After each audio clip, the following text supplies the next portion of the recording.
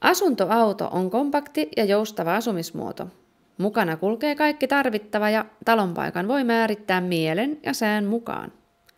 Karavaani kulkue suuntaa Pohjois-Euroopasta etelään syksyllä ja taas takaisin keväällä. Me ollaan 2 viikkoa oltu tässä paikassa. Ja kauan mennätte? Vielä 2 viikkoa ainakin. Ja jos säät on näin hyvät, niin ehkä sitten kuukausi vielä jatkoa. Että huhtikuussa lähdetään vasta Suomeen. Miten te valitsitte tämän paikan?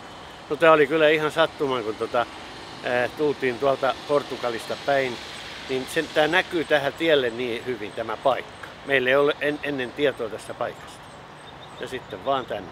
Kaupunki on nätti ja siisti ja lyhyt matka kaupunkiin, joka paikkaan. Sehän toimii kaikki muut erittäin hyvin. On niin kuin vähän parempi kuin tuolla naapurikaupungeissa. Millaisia ihmisiä täällä on nyt? Erittäin iloisia ja kohteliaita ja mukavia. Että ei ole mitään muuta kuin hyvää sanottavaa. Rauhallinen ilmapiiri. Rauhallinen ilmapiiri, semmoinen luottavainen ja turvallinen.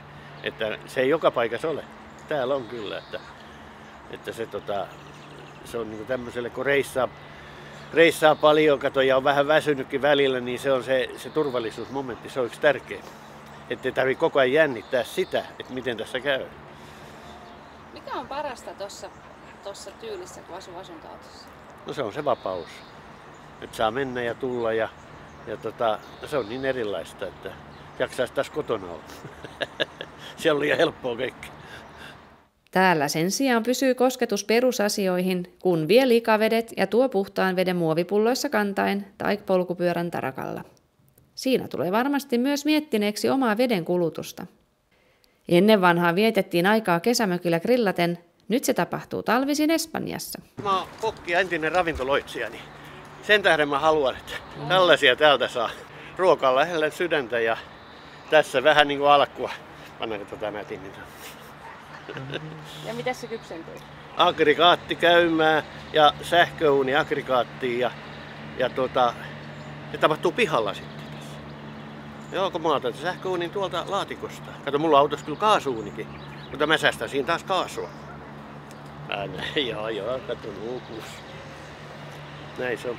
Ja mistä te nautitte tämän hyvän kanan? No tässä levitetään pöydät, tuolla on tuo takana tuo naapuri, mikä on mun kavereita niin sillä tavalla, niin pitkä pöytä siihen ja ruuat siihen ja salatit ja vähän viiniä. Niin siinähän se menee kivasti iltapäivä taas aurinko loistaa. Eikö näin ole?